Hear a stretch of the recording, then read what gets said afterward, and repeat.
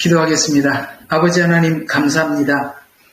오늘 저희들을 이 자리에 함께 모아주셔서 토요일날 성경 공부를 함께 하시니 감사합니다. 오늘은 출애굽기 32장을 통해서 이스라엘 백성들이 출애굽하고 난 이후에 금송아지를 만들었는데 그것이 바로 모든 이단의 시작이요 출발이라고 성경은 우리에게 지적하고 있어서 오늘도 이 부분을 세밀하고 신중하게 보려고 합니다. 아버지 하나님, 오늘도 여기서 주시는 많은 교훈들을 우리가 담아서 지금 많은 이단들을 살펴볼 수 있는 지혜를 주시옵소서. 오늘 참여한 모든 심령들에게 아버지 하나님 더 많이 깨달을 수 있는 하나님 지혜를 주시옵소서. 예수님 이름으로 기도드렸습니다. 아멘. 자, 오늘은 출애굽기 32장 1절에서 6절 제가 봉독하고 시작하겠습니다. 모세가 산에서 내려오는 것이 지체되는 것을 보고 백성들이 아론에게로 함께 모여들어 그에게 말하기를 일어나서 우리 앞에 갈 신들을 우리에게 만들라. 우리를 이집트 땅에서 데리고 나왔던 그 사람 모세로 말하면 그가 어찌 되었는지 우리가 알지 못함이라 하니 아론이 그들에게 말하기를 너희 아내들과 너희 아들들과 너희 딸들의 귀에 있는 금고리를 빼어 내게로 가져오라 하니 모든 백성이 그의 귀에 있는 금고리를 빼어 아론에게 가져왔더라. 그가 그들의 손에서 그것을 받아서 주조한 송아지를 만든 후에 새기는 도구로 모양을 만드니 그것이 말하기를 오 이스라엘아 이것이 너를 이집트 땅에서 데리고 나온 신들이라 하더라. 아론이 그것을 보고 그 앞에 단을 쌓고 아론이 공포하여 말하기를 내일은 주께 명절이니라 하더라. 그들이 이튿날 일찍 일어나 번제를 드리고 또 화목제를 가져와서 백성 앞에 앉아서 먹고 마시며 일어나서 뛰놀더라. 아멘. 짧은 이야기지만요, 여기 굉장히 많은 이야기가 담겨 있으니까, 여러분, 토요일날 성경 공부 시간이니까 성경책 옆에다 두고 펜을 다 들고 계시죠? 제가 좀 동그라미 치라는 곳에 동그라미를 치고, 그 다음에 계속 설명을 들으면 굉장히 도움이 되실 거예요. 자, 한번 보십시다. 자, 32장 1절에 지체되는 것을 보고 여기다 동그라미를 쳐주세요. 그 다음에 일어나서 우리 앞에 여기 우리라는 단어 그리고 우리를 이집트 땅에서 데리고 나왔던 우리가 알지 못함이라 여기 우리라는 단어를 귀담아 잘 보시고요. 또 하나는 어디를 보시냐면 4절에 보면 주조한 송아지 여기 주조한 송아지입니다. 그 다음에 새기는 도구를 모양을 만다 새기는 도구로 모양을 만드니 이것도 중요한 말입니다. 앞으로 이 단어를 연구할 때 이 단어들은 중요한 역할을 하는 부분들입니다. 자, 이렇게 여기까지만 오늘 이 단어들을 한번 다시 제가 한번 읽어 드릴게요. 지체되는 것을 보았다. 자, 우리 앞에 갈 신들 우리에게 만들라. 그 다음에 우리를 이집트 땅에서 데리고 나왔던 자, 그 다음에 모세가 어찌 되었는지 우리가 알지 못하다. 주체가 어디로 갔어요? 하나님이 아니라 우리로 갔지요. 그 다음에 우리로 가니까 어떻게 합니까? 우리가 보이는 신을 만들어서 4절에 보니까 주조한 송아지. 그 다음에 주조한 송아지는 완전하지가 않으니까 새기죠. 이렇게 조각으로 새기죠. 자, 바로 이 부분입니다. 여기에 무슨 이단을 연구하는데 중요한 자료가 되나 하시겠지만 굉장히 중요한 자료들을 여기서 다 제공을 하고 이 이단은 에덴 동산에서 아담이 하나님 먹지 말라라는 이 선악과 문제로부터 시작해서 그 말씀을 변질시키고 변형시켜서 하나님 처음에 목적하셨던 그 자리에서 떠나도록 하기 위해서 했던 그 에덴 동산의 이 일이 에덴 동산에서만 끝난 것이 아니라 계속 등장하게 되고 이스라엘 역사 내내 특별히 구약 성경은 하나님과 그다음에 이스라엘 백성들의 우상과의 전쟁이 끊임없이 이어지게 되지요.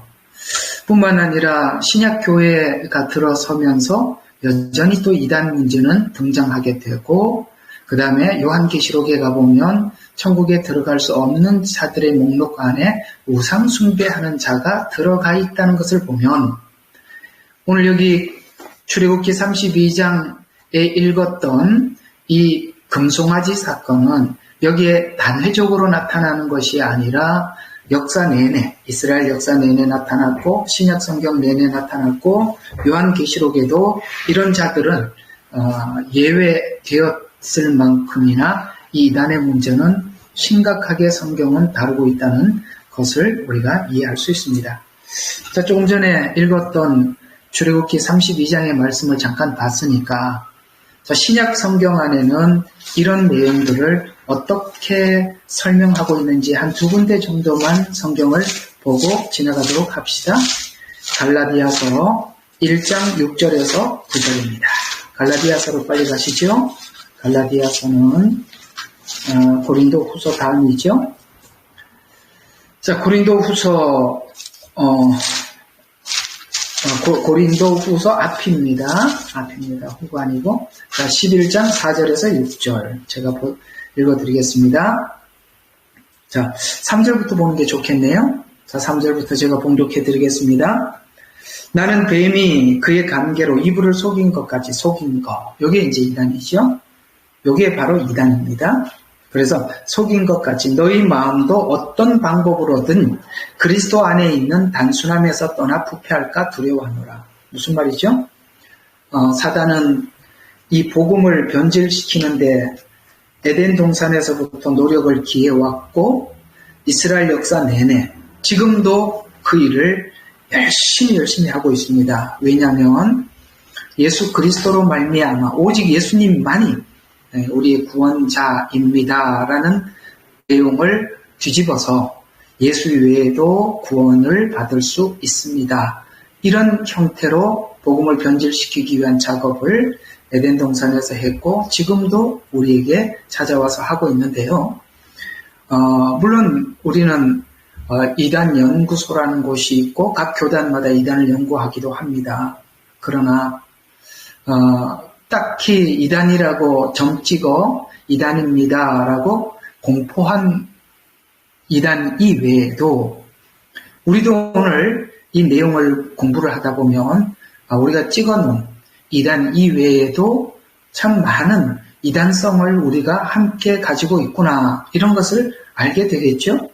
자, 그래서 단순함에서 떠나서 부패할까? 이 단순함이 뭘까요? 먹지 말라, 먹는 날에는 죽으리라. 예수님을 믿어라. 그러면 너와 내 집에 구원이 있으리라. 아주 단순한 복음입니다. 거기에 뭐 덧붙일 것도 없고 뺄 것도 없지요. 매우 단순해요. 그런데 이 단순함에서 떠나면 부패가 시작된답니다. 그래서 4절 한번 고린도후서 11장 4절 이어서 보면 만일 누가 와서 우리가 전파하지, 여기서 우리는 바울입니다. 전파하지 아니한 다른 예수를 전파하거나. 무슨 말이죠? 우리가 지금 듣고 있는 예수 외에 예수라는 이름만 붙였지 다른 예수가 있더라는 거예요. 다른 예수가 있습니다. 그 다음에 너희가 받아들이지 않는 또 다른 영을 받거나 영도 다른 영이 있답니다. 성령 말고. 그 다음에 너희가 영접하지 않는 다른 복음, 복음도 다른 복음이 있대요. 전파하면 너희가 그를 잘 용납하는 도다. 누구처럼요? 하와처럼, 아담처럼 잘 용납하다. 왜 사람들이 잘 용납하는지 앞으로 설명해 드리겠습니다. 왜 단순함에서 떠나려고 하고 왜 이런 이야기들을 잘 용납하려고 하죠? 오늘 아까 읽었죠. 누구 중심으로 되면 하나님께서 주신 말씀을 떠나서 우리가 신을 만들자, 보이는 신을 만들자 이렇게 했을 때 우리는 이 단순한 복음에서 떠나게 되는 것입니다. 그래서 다른 복음을 전파하면 너희가 잘 용납하는도다. 나는 내가 지극히 위대한 사도들에게 뒤진 것이 없다고 생각하노라. 비록 언변에서는 서툴지만 지식에 있어서는 그렇지 아니하노라. 오히려 우리는 모든 일에 있어서 너희 가운데 온전히 나타내 보이셨느니라. 자, 다른 복음이 있고 다른 예수가 있고 다른 영이 있다는 것까지 우리가 배웠습니다. 또 한 군데 더 볼 필요가 있어요. 자, 갈라디아서 1장 6절에서 9절입니다. 우리 갈라디아서로 한번 가보죠. 갈라디아서는 고린도후서 다음이 갈라디아서입니다. 1장 6절에서 9절 한번 보겠습니다. 1장 6절. 자, 나는 너희가 그리스도의 은혜 안으로부터 너희를 부르신 분으로부터 그렇게 빨리 떠나, 아까 보니까 아까는 잘 용납하는도다 라고 하고, 여기는 너희를 부르신 분으로부터 그렇게 빨리 떠나 다른 복음을 따르게 됨을 이상해. 다른 복음이 있다고 갈라디아서에서도 말씀하고 있죠. 또 다른 복음을 따르게 이상히 여기노라. 다른 복음은 없나니? 없습니다. 딱 그 복음 외에는 아무 다른 복음은 없습니다. 다른 복음은 없나니 다만 너희를 교란시키는 어떤 사람들이 있어서 그들이 그리스도의 복음을 뭐 한다고요? 변개시키려는 것이다. 이단은 뭐 하는 사람들? 복음을 변개시키는 사람들이다.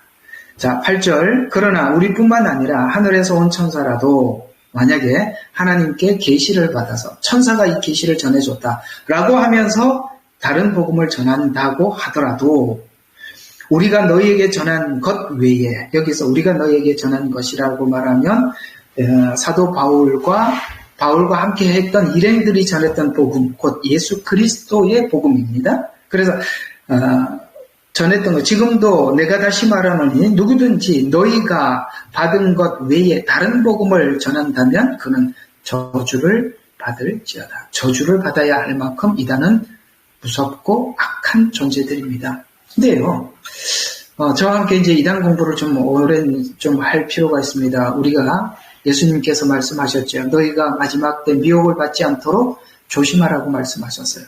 그래서 미혹을 받지 않도록 조심하려면은 우리가 알아야 미혹을 받지 않게 되겠죠. 그러니까 미혹을 받지 않게 하려면 우리는 정확한 복음을 알아야만 하는 것이죠.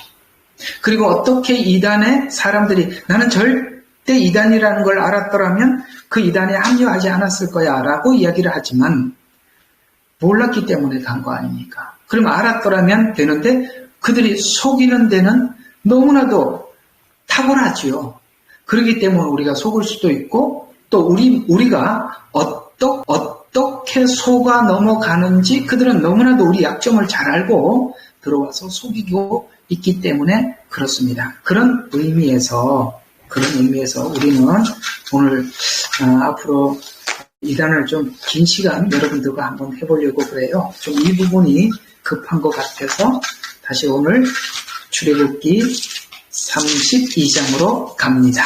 32장. 자, 드디어 아까 이제 신약에서 갈라디아서 1장 6절과 9절, 그 다음에 고린도후서 11장 4절과 6절을 통해서 신약에서 이단을 조심해라 라고 하는 말들을 우리가 함께 들었습니다. 그러면 오늘 이 본문에서 어떻게 이단이 출발하는지, 어떻게 출발하는지에 대한 그 출발에 대해서 우리가 서로 한번 이해해 보도록 하죠. 첫 번째, 오늘 여기 본문에 보면 32장 1절입니다.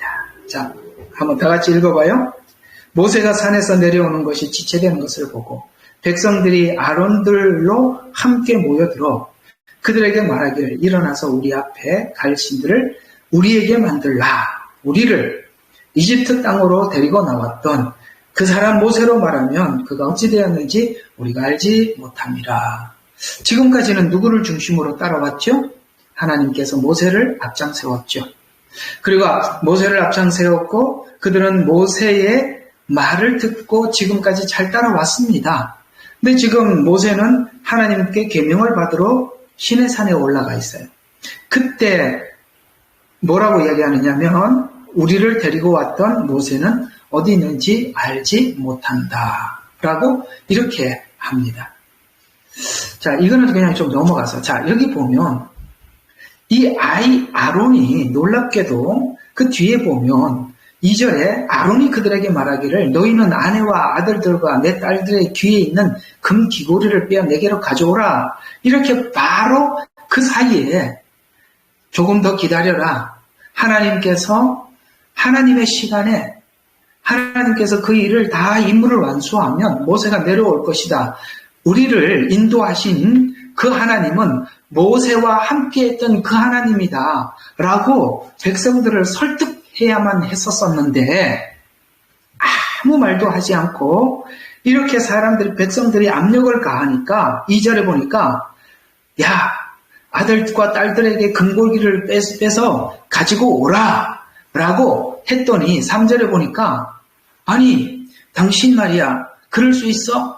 우리를 인도했던 그 하나님은 모세와 함께했던 그 하나님이 아니야. 우리가 좀 더 기다려야 될 거 아닙니까? 라고 백성들도 말하지 않아요. 3절에 보니까 가져오라고 그랬더니 3절에 보니까 가져왔어요. 자, 이게 뭘 의미하느냐. 자, 아론이 이 일에 동조하게 되는데 이단의 출발 자체가 어디에서부터 시작을 했냐면 하나님이 안 보인다는 거예요. 잘 들어요? 안 보이니까 형상화시키는 거예요. 아까 금송아지를 만들면 금송아지가 눈으로 보이죠.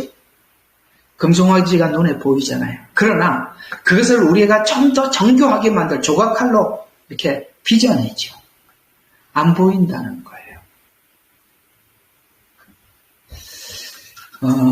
이게 굉장히 중요한 이야기. 오늘 이 이야기 굉장히 좀 많이 할 거예요. 안 보이는데 보이게 만들어 버리죠. 그리고 안 보이니까 보이게 만들어서 본 걸 가지고 안심하는 게 이단입니다. 너무 결론만 이야기해서 좀 멀리 간 것 같아 보이지만 이 일에 아론이 동조하고 이것은 대중의 압력으로 시작했지만 아론은 한 번도 그들을 설득하려고 하지 않았고 바로 이 일이 일사천리로 진행이 되는데 오늘 여기 이 32장에 있었던 이 사건을 하나님께서 이스라엘 백성 내내 이 사건을 가지고 이야기하십니다. 무슨 말이냐? 중간에 계속 앞으로 우상이 계속 만들어져요. 이스라엘 안에서. 그건 마치 여기 출애굽기 32장에 있었던 이 사건과 동일한 일들이 계속 반복해서 일어나고 있다는 것입니다. 이건 성경에만의 이야기일까요? 우리에게도 이런 성향이 없어 보입니까? 우리에게도 있거든요. 그래서 오늘 우리에게 도대체 우리 속에 가지고 있는 어떤 성향이 이단을 내 마음에 갈구하게 하고 그걸 만들기 위해서 내가 이렇게 적극적으로 나설 수 있을까? 우리는 참 놀랍죠.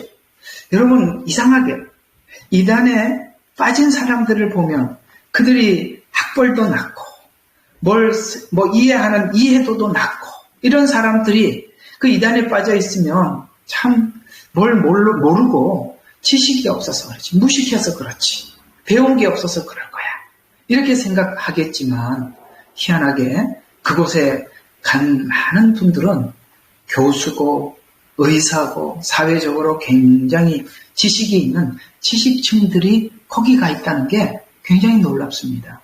왜 그러냐면 그들이 지식층들이 가지고 있는 약점들이 있어요. 지금 현대사회는 우리 아버지 세대 때는 이게 사실 글도 모르는 분들도 많고 그냥 마음이 하나님 앞에 낮아져고 하나님 말씀을 받으려고 하는 이렇게 간절한 마음이 있고 그래서 하나님 앞에 하나님을 이해하려고 하기보다는 믿으려고 애를 썼어요.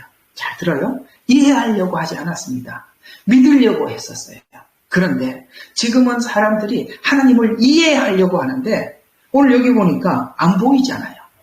하나님을 이해하려고 하는데 안 보이는 하나님을 이해하려면 형상화시켜야 되는 거예요. 뭔가를 이렇게 내가 이성적으로 이해할 수 있도록 이성적으로 체계화 딱 시켜놓으면 내가 믿어진다 이렇게 얘기하는데 여러분 그건 믿어진 게 아니라 이해하고 있는 겁니다. 그게 형상화라는 거예요. 그래서 이게 얼마나 심각한지 이 출애굽기 32장 이야기가 지금 구약 내내 하나님께서 이 사건을 들고 이스라엘 백성들이 우상 숭배할 때마다 이 32장을 얘기를 하세요. 그리고 이 이야기는 놀랍게도 말라기까지 가고 요한계시록 신약 성경에는 요한계시록에서 우상 숭배하는 자는 하나님 나라에 들어오지 못한다라고 할 만큼 계속 이 이야기는 가고 있다는 것을 아셔야 합니다. 그런 의미에서 봤을 때 우리가 이단의 문제는 단순한 문제가 아니라 굉장히 심각하고 신중해야 될 문제라는 것을 알 수 있습니다. 이 사건은 확장되어서 나가죠. 계속 확장되죠. 그래서 이게 왜 확장될 수밖에 없냐면은 사람들의 요구에 의해서 멈추지 않는다는 거예요. 사람들이 계속 요구하는데 그 요구에 멈춰지지 않고 계속 진행되더라. 그래서 우리가 하나님이 빠지면, 여기 보면 우리가 이렇게 하나님이 빠지면 사람들은 형상화하게 되고 그것이 이단이 되고 우상을 사람이 직접 만들어내는 것입니다. 우리는 성경을 통해서 예수님을 믿는다고 하지만 성경을 만들어 갈 수도 있는 사람이라는 거 공감하십니까? 우리가 얼마든지 내가 성경을 이렇게 붙였다가 저렇게 붙였다가 이렇게 해석했다가 저렇게 해서 내 마음대로 할 수 있다는 거, 이 부분에 대해서 굉장히 조심해야 되는 부분입니다. 아론의 변질은, 지금 문제는 아론이 여기서 중추적인 역할을 하게 되는데, 이 아론의 변질은 백성들의 위협에서부터 시작되기는 하였지만 이 그릇된 요구르트를 뿌리치지 못하고 타협해서, 그래서 말리려고 한 흔적도 아예 없다는 것입니다. 이단이 되는 것과 변질되는 과정이 바로 이 둘의 만남이에요. 하나는 많은 다수인들의 불신앙. 여기 보면 이스라엘 백성들이 지금 불신앙을 얘기를 하고 있잖아. 우리를 애굽에서 데리고 온 신은 가고 없다는 거예요. 모세도 사라지고 없다는 거예요. 그래서 하나님을 믿지 못, 안 보이니까 믿을 수 없다는 거예요. 그래서 다수의 불신앙.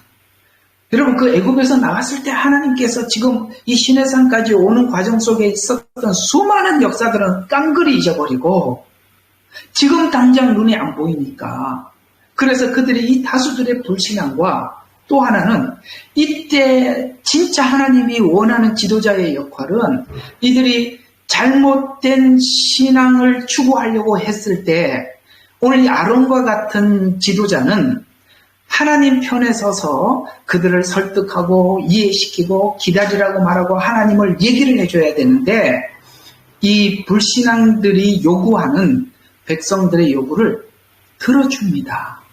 사람을 위해서 만든 거예요. 사람을 위해서 그들이 원하는 것을 만들어내기 시작한 겁니다. 따라서 불신자들과 불신앙자들과 그 다음에 타협적인 지도자들이 결탁하는 경우가 대부분입니다. 따라서 우리가 복음이란 오늘 아론과 같은 지도자는 오직 하나님 편에 서서 끊임없이 백성들이 싫어하든 좋아하든, 예를 들어서 이들이 다 돌아서든 말든 하나님 편에 서서 하나님의 종으로서 그 복음을 끝까지 지키고, 누가 어쩔 수 없어요. 예, 사람들이 뭐 마음의 상처가 되든 그들이 뭐 이렇게 원하든 저렇게 원하든 의미가 없습니다. 하나님의 편에 서서 끊임없이 하나님의 말을 전해야 하는 것이고, 이 사람들이 이렇게 불신앙을 가진 사람들이 요구하는 것에 따라가다 보면 나도 모르게 서서히 복음의 본질을 하나, 둘, 셋, 넷 잃어버리게 된다라는 것입니다. 놀랍죠? 왜 거기 이단에 그렇게 공부를 많이 하고 학력이 높은 사람들이 갈까요? 그들은 하나님을 믿으세요라고 하는 이 믿음이 너무나도 막연한 거예요. 안 보이는 하나님을 믿으려고 하니까. 여러분, 저와 여러분이 지금 하나님 앞에 구하는 것이 무엇입니까? 여러분, 뭘 구하고 계세요? 하나님은 보이지는 않지만 저는 성경을 통해서 말씀하신 이 증언을 믿습니다. 그리고 믿으려고 하나님 앞에 몸부림치고 기도하고 구하였을 때 하나님께서는 여러분과 제게 성령을 보내주셔서 깨닫게 해주시고, 그것을 도저히 사람의 생각으로는 믿을 수 없는 것들을 믿게 해주시는 거예요. 그게 바로 하나님이 주시는 하나님의 성령 안에서 생긴 믿음이에요. 그걸 하나님 앞에 구한 것이 아니라 자기가 이해를 하려고 하는 거예요. 자기가. 우리가 하나님의 세계 속에 들어가려고 하지 않고 하나님이 내가 생각하고 있는 이 사고 속에서 이해되도록 설명해달라는 거야. 이해되도록. 여러분, 그런 믿음이 어디 있습니까? 어떻게 우리가 하나님을 이해할 수가 있겠습니까? 우리가 보이는 것만 믿는 우리들이 보이지 않는 하나님을 어떻게 이해할 수가 있겠습니까? 이 접근 자체가 우리가 이단을 받아들이게 만들더라는 거예요. 잘 기억해 주시기 바랍니다. 두 번째, 오늘 3절과 4절에 보면 아론은 백성들에게 금고리를 모아오라고 지시합니다. 그것을 녹여서 조각칼로 새겨서 송아지 형상을 만듭니다. 믿음은 형상화하는 과정 속에서 변질이 일어나는 거예요. 형상화하는 과정 속에서 변질이 일어나는 겁니다. 자, 보이지 않는 믿음보다 보이는 것으로 형상화하기 위해서 믿음의 결과로 믿을 만한 또 다른 보이는 것으로 형상화하려는 것으로 우상은 출발하는 것입니다. 여러분, 보이는 것으로 만드는 것. 그 대표적인 예가 여러 가지가 있습니다만은 내가 하나님이 우리를 사랑한다라고 말씀하시는데 내가 하나님 앞에 사랑받고 있다는 것을 증명해 주세요. 증명해 주세요. 그 증명을 뭘로 해 주시라고 하나님 앞에 요구를 하냐면 보이는 것으로 증명해 달라는 거예요. 여러분, 우리 성도들 가운데 이런 사람들이 굉장히 많거든요. 하나님 내가 사랑한다고 성경은 수도 없이 말한 하나님 저를 사랑하신다면 조건을 붙여놓고 이걸 보여주세요. 이렇게 해주세요. 저렇게 해주세요. 그러면 제가 하나님께서 나를 사랑하는 줄로 믿겠습니다. 이게 형상화 아닙니까? 이게 형상화예요. 예를 들어서 이런 거죠. 하나님이 나를 사랑하신다면 지금 보이도록 내게 축복을 해주셔서 통장에 이렇게 돈을 주시고 내가 뭘 할 때마다 하나님께서 나에게 그 사랑을 보여주는 것으로 이렇게 해주시고 저렇게 해주시고 이런 것들이 있을 수 있고 또 하나는 그 중에 오늘 제가 여러분들에게 지금 있는 많은 이단들을 좀 정리하려는 차원에서 신학을 한번 거론해서 설명을 해보려고 하는 것입니다. 신학. 이 신학이라는 게 참 무서워요. 신학이라는 것은 또 안 할 수도 없고 또 한 번은 저희 같은 목회자들은 신학이라는 과정이라는 것 가서 배울 게 없죠. 물론 배울 거는 없습니다. 그러나 왜 한 번은 필요가 하냐면 이 부분에 대해서 생각을 해볼 필요가 있는 부분들에 대해서 생각을 하고 정리하는 작업이 필요해요. 그런 차원에서 신학이라는 과정을 우리가 한번 해보는 것이지 신학이 체계화되고 신학을 가지고 성경을 보기 시작하는 순간 신학은 형상화되고 있는 겁니다. 믿음은. 알아들어 주시기를 간절히 바랍니다. 다시 한번 말씀드릴게요. 우리는 신학을 가지고 성경을 보는 게 아니죠. 맞죠? 신학이 딱 틀이 잡혀 있으면 이 신학 안에서 성경을 보기 시작하는 겁니다. 그게 바로 형상화입니다. 그게 하나님이 말하는 하나님이 아닌 지금 내가 신학이라는 이 틀 안에서 하나님을 보기 시작함으로써 신학은 하나의 우상이 되고 마는 것이고 이단이 될 수밖에 없는 것이죠. 여러분, 이런 게 있어요. 여러분, 이렇게 신앙생활을 하다 보면 여러분들에게 은혜를 많이 주시는 목사님들이 아마 있었을 겁니다. 과거에 어느 교회에 어떤 분에게 참 은혜를 많이 받고 영향을 많이 받고 참 감사하고 거기서 신앙이 체계화되고 믿음이 생기고 그리고 나면 어떤 일이 생기냐면 그분이 말했던 것 외에 다른 하나님이 그분이 여러분들에게 가르쳐 준 것은 하나님은 그 어떤 한 사람에게 다 열리지가 않아요. 그래서 그분을 통해서 여러분이 은혜를 받았더라도 하나님은 또 다른, 더 깊은 또 다른 것들이 있는 거거든요. 이해가 가세요? 또 다른 것들이 있는 거거든요. 그러나 내가 거기서 배운 그 틀을 가지고 모든 것을 판단하기 시작하는 순간부터 나는 그것이 우상이 오늘 형상화 돼버린 거예요. 그러면 나는 이 부분에 대해서는 난 그렇게 배우지 않았어. 난 그렇게 생각하지 않아. 그렇게 생각하지 않고 있기 때문에 하나님의 더 넓은 것, 또 새로운 것, 이런 것들을 우리에게 가져다 주려고 하나님께서 우리를 찾아올 때는 우리는 그걸 받아들이지 못하고 거부하게 되죠. 예를 들어서 이런 것도 그럴 수 있습니다. 예를 들어서 방언에 대한 제가 한번 방언을 이렇게 올렸더니 어떤 분들이 이렇게 방언에 대해서 좀 다른 생각을 가지고 있는 분들이 좀 올리셨더라고요. 방언에 대해서도 그렇습니다.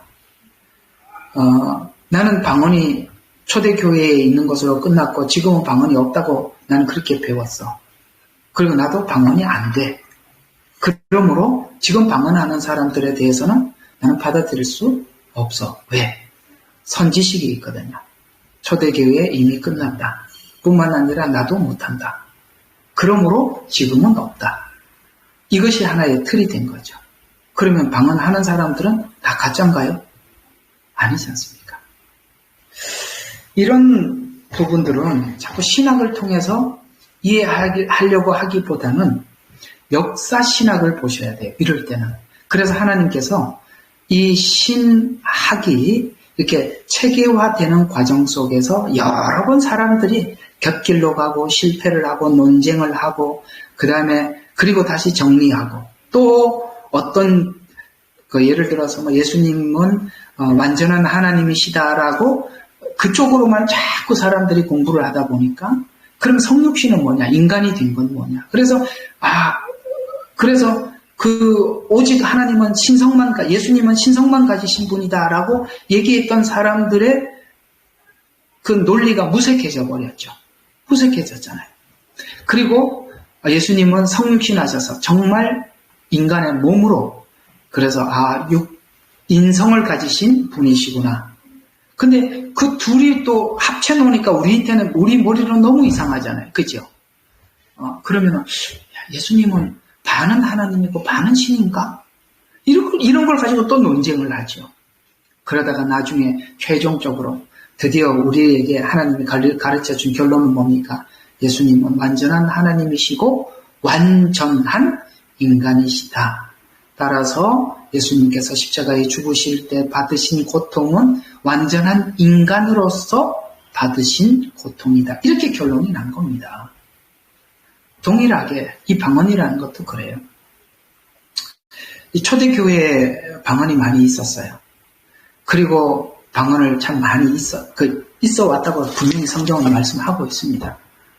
그리고 중세나 이런 그 근대 교회사를 지나오면서 이 방언이 대부분 잘 없었어요. 그러다 보니까 사람들이 이제 방언이 없어진 것 같아서 방언은 초대교회만 있던 것이고 지금은 없다라고 신학자들이 또 그렇게 발표를 해버렸어요. 그래서 그게 또 이론이 돼요. 왜 그게 이론이 되느냐면 방언을 못하는 사람들이 나는 왜 방언을 못하지?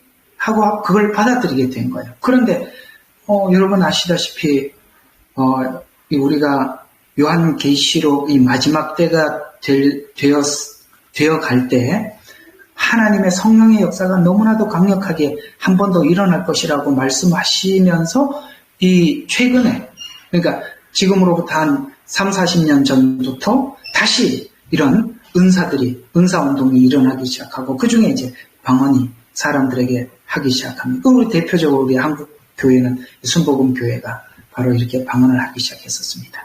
그때 장로교회 통합이나 합동 측에서 이 순복음이 이단이다라고 막 많이 했었죠.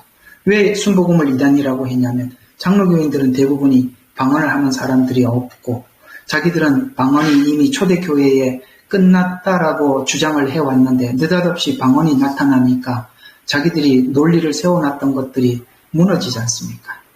그래서 이단이다라고 하다가 어떤 문제가 생겼냐면 그래서 역사신학에서 본다는 거예요. 어떤 문제가 생겼냐면은 장로교회 다니는 성도들이 방언을 하기 시작하는 거예요. 그러니까 깜짝 놀란 거예요. 순복음만 방언을 하는 줄 알았더니 장로교회 자기 교인들이 방언을 하기 시작하는 거예요. 그게 난리 났죠. 그래서 다시 막 총회에서 모여가지고 신학자들이 다시 공부하기 시작했어요. 그래서 어떻게 결론을 내렸느냐. 우리 장로교에서는 성도들에게 방언을 하도록 기도회를 한다든가 아니면 그렇게 해서 사람들에게 그렇게 가르쳐 주지는 않겠다. 그러나 이것은 하나님이 일방적으로 하나님 필요에 따라서 주시는 것이니 받은 사람들은 해라. 그러나 교회에서는 그것을 가르치지 않겠다. 이렇게 끝난 거 혹시 아세요? 모르시죠? 장로교회도 그렇게 끝이 났어요. 지금도 아니라고 그냥 계속 주장하시는 분들도 계세요. 그러나 우리 장로교회에서는 그렇게 최종 결론을 내리는 것으로 끝을 냈습니다. 그래서 더 이상 시비하지 않는 거예요. 왜요? 하나님께서 마지막 때에 영을 부어주시고 예언하고 그 다음에 하나님께서 예언하고 꿈을 보고 환상을 보리라고 말씀하셨거든요. 거기에 하나님의 성령의 역사 안에 많은 역사가 있을 뿐만 아니라 방언도 그게 함께 들어가 있는 것이기 때문에 있을 수밖에 없는 거예요. 이렇게 된 것입니다. 그런 것처럼 형상화시키지 말아요. 나는 누구한테 배운 어떤 신학이나 틀, 이 안에서 나는 요거 이외에는 아니다.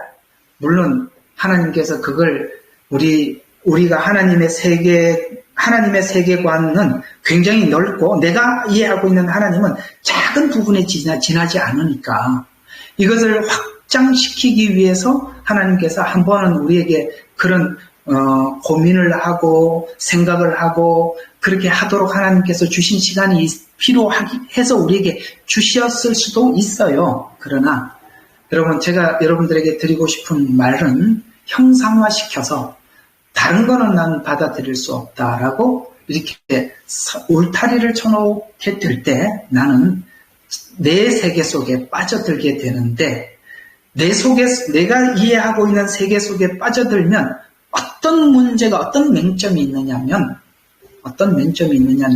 자기 세계 속에 빠져들게 되면 하나님의 더 크신 어떤 역사들을 내가 받아들이지 못하게 되는 거예요. 또 하나는 자꾸 이렇게 체계화시키기 시작하면 체계화 안 되는 게 성경의 대부분이잖아요. 우리가 어떻게 머리로 다 하나님을 우리 머릿속에다 다 막 집어넣을 수가 있겠어요? 집어넣을 수가 없는 거거든요. 대부분 성경은 신학적으로 체계화시킬 수 있는 게 아니에요. 그래서 아까 내가 말씀드린 신학을 공부하러 가도 사실 배울 거는 별로 없어요. 그러나 한 번쯤은 이 부분에 대해서 고민은 해볼 필요가 있는 거예요. 한번 고민을 해봤었기 때문에 이렇게 목회자들이 여러분들에게 말을 해줄 수 있는 거예요. 고민을 안 해보면 설명을 할 수가 없잖아요. 그런 차원에서 신학은 필요하다고 생각해요. 그러나 그 신학이 하나님을 보는 틀이 되고 관점이 되어서는 안 되는 거예요. 오늘 이 형상화라는 말을 잘 이해하고 돌아가셔야 해요. 이 형상화는요, 믿음과 항상 충돌합니다. 믿음은, 여러분, 형상화시키려고 그러면 창세기 1장 1절을 어떻게 형상화시키겠어요? 하나님이 태초에 천지를 창조하시니라. 여러분, 그걸 우리가 설명을 누가 하겠습니까? 아무도 그의 설명을 해줄 수가 없는 거죠. 그건 믿음으로 받을 수밖에 없는 것입니다. 성경은 형상화할 수 있는 내용이 아니라는 것이죠. 그래서 이런 형상화된 모든 것을 깨어 부수라고 하십니다. 출애굽기 23장입니다. 32장이 아니라 23장 23절에서 25절 한번 봅시다. 이게 깨져야 우리 믿음이 들어가는 거거든요. 23장 23절부터 25절. 자, 내 천사가 내 앞에 가서 너를 아모리 사람들과 헤덴과 브리스인들과 가나안인들과 히위인들과 여부수인들에게 데려가리니 내가 그들을 베어버리리라. 너는 그들의 신에게 절하지 말며 그들을 섬기지 말고 그들의 일을 따라 행하지 말라. 그들을 완전히 뒤집어 엎고 그들의 뭐를요? 형상을 아주 부숴버려. 형상을 뭐하라고? 부숴버려라. 왜 그 가나안 땅에 있는 사람들은 이런 우상을 섬겼을까요? 보이지 않는 신을 보이는 것으로 형상화시킨 것이 우상이거든요. 그래서 너희는 주 하나님을 섬길지니라. 내가 너의 양식과 너의 물에 복을 주어 내가 내 가운데서 병을 제거하리라. 이렇게 뭐 하라고요? 완전히 뒤집어 엎고 부셔버려라. 분명히 말씀하고 있습니다. 이 부분이 깨어지지 않으면 우리는 자꾸 하나님을 내가 이해하고 있는, 우리 인간이 이해할 수 있는 방법으로 형상화하는 작업을 멈추지 않게 될 것입니다. 우리의 믿음은, 우리 하나님의 말씀은 믿음으로 시작해야 하고 믿음으로 들어가야 하는 것입니다. 왜냐하면 믿음은 형상화할 수 있는 것이 아니라 보이지 않는 것이기 때문입니다. 보이지 않는 것은 형상화가 불가능하지요. 그래서 믿음은 보이지 않는 하나님 나라, 예를 들어서 창조가 그렇고 구원이 그렇고 미래에 있을 천국이 전부 다 지금 저와 여러분이 살아가고 있는 이 시간, 이 현실 가운데는 창조를 우리가 볼 수도 없었고, 물론 창조 이전에 아담도 출생하기 전이니까요. 그 다음에 구원도 2000년 전에 있었던 일이고, 미래에 있을 구원도 미래에 있을 거니까, 이 모든 것이 하나님이 하시는 일을 믿는 믿음 안에서 창조가 있고, 믿음 안에서 창조가 있고, 믿음 안에서만이 구원이 있고, 믿음 안에서만이 천국이 있는 것이지, 그 과거의 창조를 내 머릿속으로 형상화시킨다든가, 구원을, 예를 들어서 요렇게 하면 구원을 받는다라고 구원을 이렇게 체계화시켜서 선명하게 이해하고 있는 것이 구원이 아니라, 주님이 내 마음속에 들어오셔서, 물론 그것이 체계화되지 말라는 얘기는 아니지만 그분이 내 안에 들어와서 실제적인 변화가 일어나고, 그래서 이해가 가세요? 주님이 내 안에 들어왔다는 것이 사실이고 분명한 것에 나타나는 증거가 내 삶의 변화와 열매로 나타나는 것이기 때문에, 내가 이런 열매를 맺었기 때문에 그렇습니다, 구원을 받았습니다 가 아니라, 그 열매가 자연스럽게 나올 수밖에 없는 구원을 받았습니다라고, 열매가 구원을, 내가 내 속에 있는 것이 어떤 나무인지를 증명해 주는 것으로 감사합니다. 알겠습니다. 내 구원이 그리스도입니다 라고 하나님 앞에 고백하여 올려드리는 것이 믿음이지, 그것이 무슨 체계화되는 것. 그래서 이것도 하나 좀 짚고 넘어가죠. 우리가 과거에 교회에 오면 무슨 믿음의 1단계, 2단계, 3단계 이런 공부를 하고, 1단계가 끝나면 2단계, 3단계 하고, 그러면은 세례를 받든 침례를 받든, 그 다음에 무슨 단계가 끝나면 집사가 되고, 무슨 단계가, 여러분 그건 다 인간이 만들어 놓은 형상들이에요. 체계들이란 말이에요. 여러분 그걸 했으면 내가 믿는 게 아니라, 그걸 공부를 했기 때문에 믿는 것이 아니라, 그 주님이 내 안에 들어온 사람들이 간증하는 그 간증들을 보세요. 실제적으로 그분이 우리 안에 들어와서 우리에게 어떤 일이 일어났었는지 설명을 하고 있지 않습니까? 그 일이 일어나고 있는 것이 더 분명한, 주님이 내 안에 들어온 분명한 현실이지, 내가 이해하고 알고 있는 것이 믿음은 아니에요. 그럼 믿기 위해서는 공부를 해야 돼. 제가 이 공부하는 것을 반대한다는 얘기가 절대 아니에요. 그렇게 듣지는 마세요. 그 얘기는 아니고요. 믿음이라는 것은 우리가 체계화시키려고 접근을 하면 오늘 여기 금송아지를 만들어낼 가능성이 높습니다. 믿기 위해서 예수를 찾으세요. 아시겠습니까? 이해하려고 찾지 마세요. 믿기 위해서 구하세요.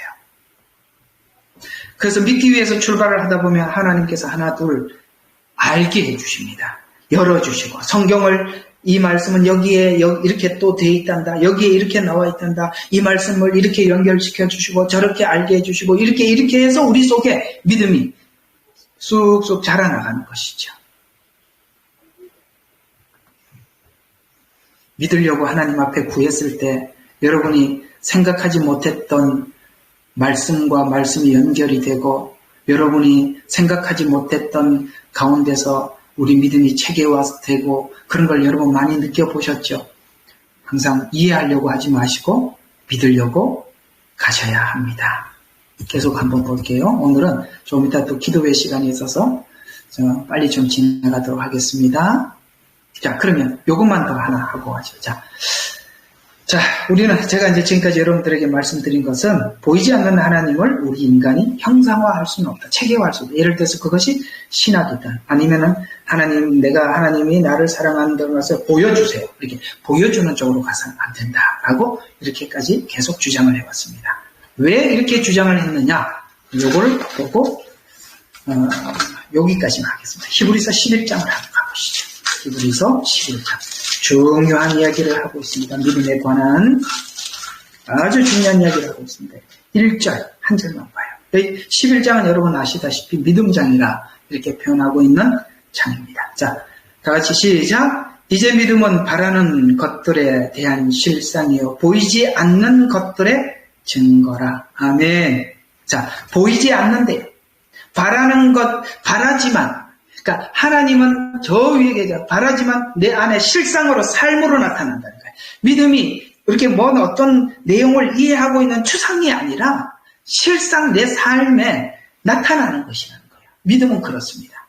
그 다음에 보이지 않는 것에 대한 증거라. 내 삶에 주님이 내 속에 들어가서 증거로 나타난다. 그래서 이 믿음을, 이런 믿음을 가졌던 사람들이 아벨이고 에녹이고 그 사람들 소개를 쭉 하는 거예요. 노아고 아브라함이고 그렇게 이야기하고 있는 것입니다. 다윗이고 이삭이고 야곱이고 아시겠죠? 그들은 보이지 않는 하나님을 마음으로 실상으로 나타내. 그래서 삶으로 보여줬다. 아벨은 이렇게 하나님을 드러냈다. 에녹은 살면서 이렇게 살았다. 그 다음에 노아는 이렇게 살았다. 우리 이야기들, 믿음의 조상들의 이야기가 어떻습니까? 그들이 굉장히 추상적인 믿음을 가지고 있었던 것 같이 보여요. 굉장히 현실적이고 굉장히 지금 그들의 신앙이 삶에서 고백되었잖아요. 그래서 바라는 것들의 실상, 보이지 않는 것들의 증거라고 해서 창조부터 믿음으로부터 시작하여서 그 다음에 예수님 십자가를 믿는 믿음, 이 아벨의 제사, 대속, 우리의 죄를 대속하실 주님을 아벨로부터 하나님께서 증거해서 그 믿음이 예수님 십자가로 발전을 하고 오늘 우리가 저와 여러분이 가지고 있는 그 믿음은 아벨이 가진 믿음이나 내 믿음이나 아브라함이 가진 믿음이나 내 믿음이나 이삭이 가진 믿음이나 내 믿음이나 똑같아서 우리가 실패를 해도 보이지 않는 하나님을 그 말씀을 붙잡고 몰래도 하나님의 말씀을 붙잡고 그렇게 해서 우리가 잘못 같더라도 하나님을 말씀을 붙잡고 돌아오고 이런 일들이 계속 반복될 뿐만 아니라 이 땅에 살아갔던 이 땅을 중심으로 해서 살았던 그들의 삶이 하나님 천성을 향해서 하나님을 향해서 나가더라. 그래서 11장에 있는 사람들은 정말 멋지게 살았더라. 아브라함은 이렇게 살았다. 누구는 이렇게 살았다고 그 사람들을 하나둘 소개하고 있습니다. 어때요? 이들이 그냥 이론과 지식으로 아는 신앙이었습니까? 보이지 않는 하나님을 보는 것처럼 살았습니까? 바로 그 얘기잖아요. 형상화시키는 사람들은 절대 이렇게 살 수가 없어요. 왜? 우리 인간의 머리로는 절대 하나님을 담을 수가 없는 겁니다. 왜? 우리는 시간과 공간의 제약이고 우리 지식의 한계가 있는 거예요. 받아들일 수가 없습니다. 우리가 흔히 자주 하는 이야기로 표현하자면 이런 거죠. 어떻게 개미가 인간사를 알겠습니까? 할 수 없는 거예요. 그래서 우리는 이렇게 가야 하는 것입니다. 믿음은 모든 하나님의 말씀은 믿음과 연합해야 합니다. 한 절만 더 보고 마치겠습니다. 히브리서 4장 2절입니다. 4장 2절. 자, 다 같이 시작. 복음을 전해 들은 것은 그들이나 우리나 마찬가지나 전파된 이 복음이 그들에게 유익을 주지 못하는 것은 그들을 들은 자들이 믿음을 결합시키지 못했기 때문에 믿음하고 연합을 해야만이 뭐가 돼요? 되는데 믿음하고 연합하지 않고 뭐하고 연합했죠? 형상화시키려고 할 때 실패하게 되었더라. 이렇게 성경은 지적하고 있는 것입니다. 자, 오늘은 아론의 금송아지를 통해서 본 이단성에 대해서 오늘 대략 개론적으로 여러분에게 말씀을 시작했습니다. 이 아론의 금송아지 사건은 여기서 끝나지 않죠. 이제 다음 주에 여러분들에게 말씀을 드리겠습니다만 이 사건은 앞으로 이스라엘에 점점 확장되지요. 예를 들어서 사사시대에 들어가서는 미가라는 한 가정으로, 그 다음에 단지파로, 북이스라엘로 이렇게 점점 확장해 나가는 것입니다. 무섭죠? 예, 그렇습니다. 하나님을 형상화시키는 거 조심하셔야 합니다. 저도 사실 가르치는 목회자 입장으로서는 제일 두려운 것이 바로 이런 부분들입니다. 혹 내가 하나님의 말씀을 떠나서 설명하지는 않을까. 그래서 한 번 더 성경을 확인하고 한 번 더 생각해보고 또 이렇게 묵상하고 덧붙일 것 덧붙이고 이거는 애매한 거는 또 빼고 이런 작업들이 사실 설교 준비에 가장 많은 작업들입니다. 왜요? 형상화시키지 않으려고.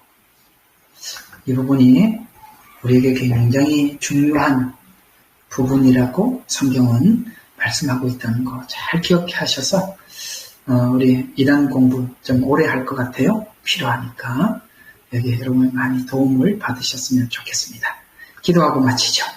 하나님 고맙습니다. 오늘은 저희들이 금송아지를 통해서 본 이단, 우리에게는 이단성을 누구나 가지고 있습니다.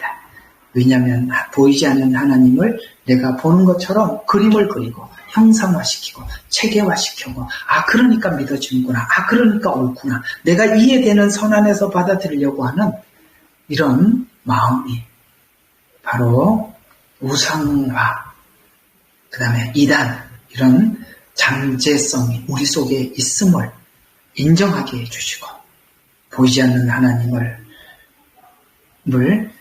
믿음을 달라고 구하는 사랑하는 성도들이 다 되게 하옵소서. 예수님 이름으로 기도합니다. 아멘.